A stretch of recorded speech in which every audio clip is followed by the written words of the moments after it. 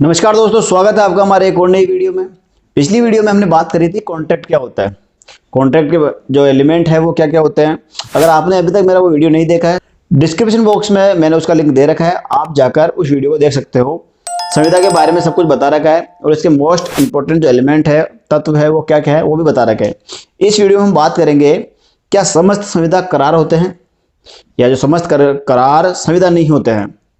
दोनों इंपॉर्टेंट है और हर बार जो लॉ स्टूडेंट है उनके एग्जाम में पूछा जाता है दोनों के बीच में डिफरेंस क्या है, कि जो समस्त संविदा होते हैं क्या वो करार होते हैं या समस्त करार संविदा होते हैं। तो पहले हम बात कर लेते हैं समस्त संविदा में करार होते हैं या नहीं होते हैं। मैं आपको संविदा की परिभाषा बता देता हूँ।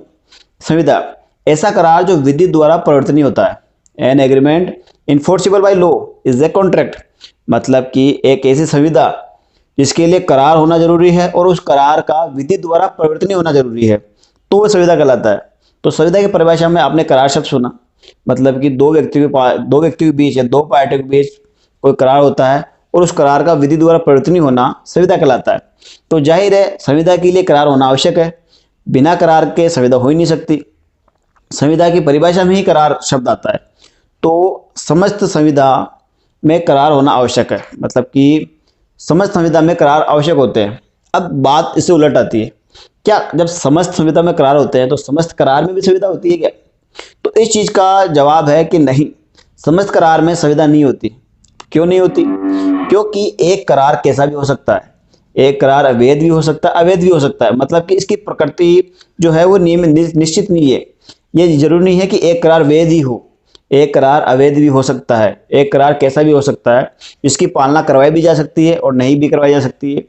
एक करार विधि द्वारा परिवर्तनीय भी हो सकता है और नहीं भी हो सकता है।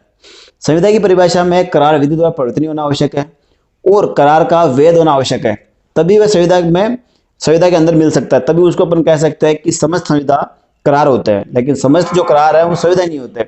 मेन इसका जो लॉजिक है और जो डिफरेंस है वो यही है कि जो करार होते हैं अगर वो विधि द्वारा परिवर्तनीय है तो उसे संविदा बोल सकते हैं। अगर करार विधि द्वारा परिवर्तनीय नहीं है तो वो सिर्फ करार बन के ही रह जाएगा, उसे संविदा नहीं बोल सकते। करार के लिए तीन चीज आवश्यक है। पहला, एक व्यक्ति द्वारा दूसरे व्यक्ति को प्रस्ताव रखा जाना। दूसरे व्यक्ति द्वारा उस प्रस्ताव को स्वीकार किया जाना। तीसरा है इनके बीच में प्रतिफल कंसिडरेशन का होना, तब जाके वो बनता है करार।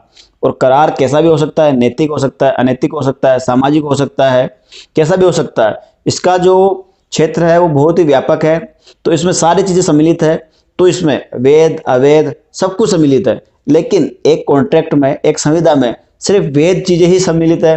वेद प्रतिफल होना आवश्यक है। कॉन्ट्रैक्ट का जो करार है उसका वेद होना आवश्यक है, वेद प्रतिफल का होना आवश्यक है। तो अगर कोई लीगल है और उसे विधि द्वारा अपन परिवर्तन करवा सकते हैं। अब विधि द्वारा परिवर्तन इन्फोर्सिबल बाय लॉ ये क्या होता है बता देता हूं।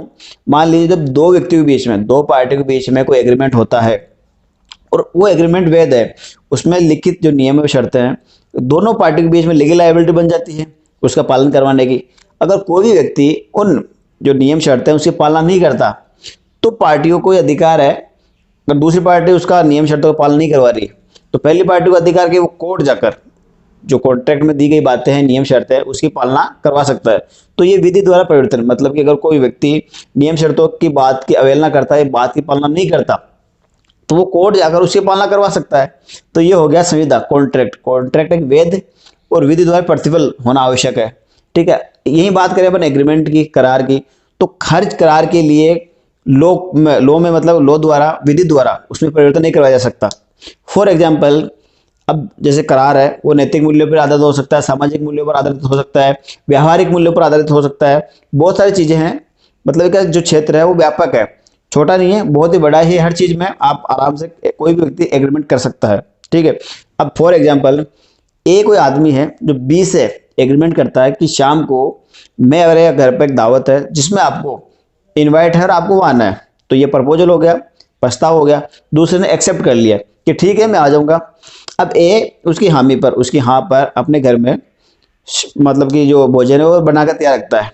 और जिस शाम को उसको इनवाइट किया गया है उस शाम को बी नहीं आता है, तो ऐसे में ए का भोजन खराब हो जाता है, उसे नष्ट करना पड़ता है, उसे बाहर फेंकना पड़ता है। तो ऐसे में ए और बी के बीच में कोई लीगल लायबिलिटी नहीं है कि वह ए जो कोर्ट जाकर 20 को ये मनवा सके कि जो हमने तुम्हें खाने के लिए बुलाया, तुमने नहीं आए तो ये इसका नुकसान हो, भरपाई करो। तो ऐसा बिल्कुल भी नहीं है, ये नैतिक मूल्यों पर आधारित हुआ। ठीक है, तो ऐसे में ये आदमी कोर्ट जाकर विधि द्वारा परिवर्तन उसमें नहीं करवा सकता। तो ऐसे हर एग्रीमेंट, मतलब कि हर एग्रीमेंट का, करार का संविदा होना आवश्यक नहीं है, लेकिन हर एक संविदा में करार का होना आवश्यक है। दोनों के बीच में यही डिफरेंस है।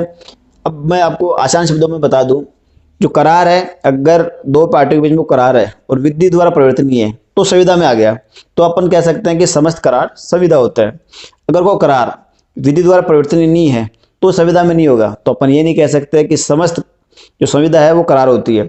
समस्त करार संविदा कब होते हैं? जो विधि द्वारा परिवर्तनीय होती है। तो ये दोनों के बीच का लॉजिक है, ये आपको समझना आवश्यक है। ठीक है, अब दोनों के बीच में अगर कोई डिफरेंस पूछे तो आप ये बता सकते हो कि जो संविदा है वो उनमें करार का विधि द्वारा परिवर्तन होना आवश्यक है, और करार में ऐसा कोई भी आवश्यक नहीं है। अगर विधि द्वारा परिवर्तन कराया भी जा सकता है और नहीं भी कराया जा सकता। जो संविदा है उसका जो क्षेत्र है वो बहुत ही व्यापक है, मतलब ये सामाजिक हो सकता है, नैतिक मूल्यों पर आधारित हो सकता है, कैसा भी हो सकता है। जो कॉन्ट्रैक्ट है वो उसका क्षेत्र है बहुत ही संकुचित है, सिकुड़ा हुआ है कि एक वेद होना आवश्यक है। अब करार के लिए वेद, जो करार है वो वेद भी हो सकता है, अवेद भी हो सकता है। कॉन्ट्रैक्ट हमेशा वेद ही होगा, इसके बिना कॉन्ट्रैक्ट नहीं हो सकता, क्योंकि कॉन्ट्रैक्ट को नियम जो शर्तें हैं उसको विधि द्वारा परिवर्तन करना आवश्यक होता है, और अवैध कॉन्ट्रैक्ट विधि द्वारा उसकी पालना नहीं करवाई जा सकती।